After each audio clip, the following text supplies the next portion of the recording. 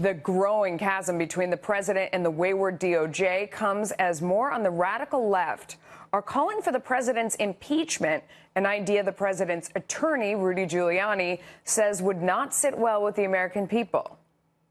I think impeachment would be totally horrible. I mean, there's no reason. He didn't collude with the Russians. He didn't obstruct justice. Everything Cohen says has been disproved. You'd only impeach him for political reasons, and the American people would revolt against that. Joining me now is former NYPD officer and former Secret Service agent Dan Bongino. Welcome to the show. Thanks for coming on tonight. Let me ask you about that first one. What do you think about what Rudy Giuliani just said there? Giuliani's right. I mean, impeachment for what? For winning an election? You're supposed to be impeached, according to the Constitution, for high crimes and misdemeanors, not no crimes and no misdemeanors. The only crime Donald Trump committed was winning an election. I'm using crime in air quotes, obviously. I mean, this is absurd. What did he do wrong? There has been no evidence of collusion, the big conspiracy theory on the left and by some figures in the media. No evidence of that at all. All we've gotten are taxi cab confessions and other nonsense stuff that really speaks to things we already knew about Donald Trump. He wasn't dishonest about who he was before he became president. This is an outrageous line that's going to backfire against the Dems if they continue with it. And one more thing. Moderate Democrats know this. This is not a mystery. Some Democrats know this is a loser for them, the impeachment line. Well, I mean, if you listen to Michael Cohen or his lawyer, Lanny Davis, of course, you have the Clinton cleaner here defending the Trump cleaner. It all makes me kind of want to take a shower. But beyond that, you know, he says that he pled to a federal crime and he implicated the president in that same federal crime. It's straightforward. And that's conspiracy. Yeah, well, someone should tell the former FEC commissioner who actually knows about this stuff, who wrote an op-ed saying the exact opposite. He may know a little bit more about these things than Lanny Davis. He was actually the head of the Federal Elections Commission, and he said there's no way this is a crime. Matter of fact, it's barely a civil violation. Here's how you have to evaluate. I ran for office. I'm not a lawyer, but I'm pretty familiar with how these laws work. If an expense would have existed with or without the campaign, then it's not necessarily a campaign expense.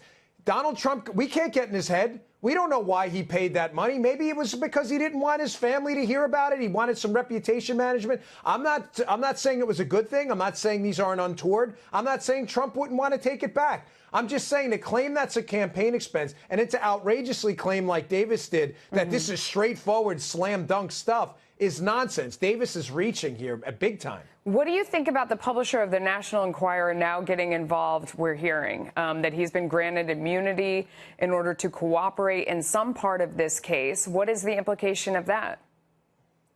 Melissa, listen, I've been saying this forever. They're not investigating collusion here. They're investigating Donald Trump. There's a difference. And having been a former law enforcement officer, this stuff frightens me, and it should frighten everybody else watching today, too. If you walked into the Secret Service office where I worked and said, hey, I want my neighbor investigated. For what? I don't know. You'll find something. You know what? You probably would. But you don't do that in a constitutional republic. The National Enquirer, Mr. Pecker there, and him all of a sudden being given immunity to testify against Donald Trump, you have to ask yourself, when is this going to end? Who's next? Who gets immunity next? They're looking for Trump. They're not looking for a crime. Yeah. I mean, I've heard some people say that what David Pecker might have done over at the National Enquirer is fraud because he bought a story with the idea of burying it. But in my mind, you don't go to the National Enquirer because you want your story to get out there and you want your voice to be heard. If that's what you want to do, you go to the New York Times or you go to the Wall Street Journal, or you go to the Washington Post. If you're going to the National Enquirer, you're looking for money in exchange for your story, plain and simple, which, as I understand it, is exactly what these women got.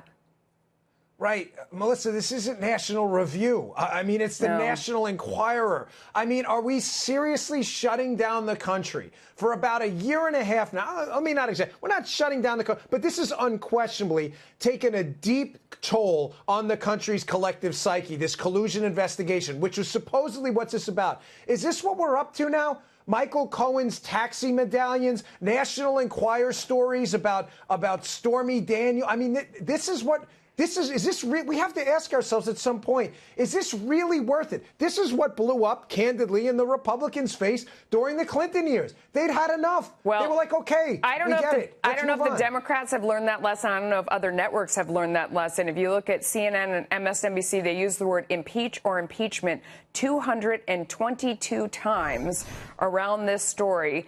It's really driving it home. My thought is, I wonder if this doesn't blow up in the Democrats' face in the sense that it reignites voter enthusiasm. If they go out and vote in the midterms thinking my president's going to be taken away, that this person that we elected, that Democrats are going to try and impeach him and I better go out there and vote for Republicans, it could end up having the opposite impact of what they're looking for there. Your thoughts on that?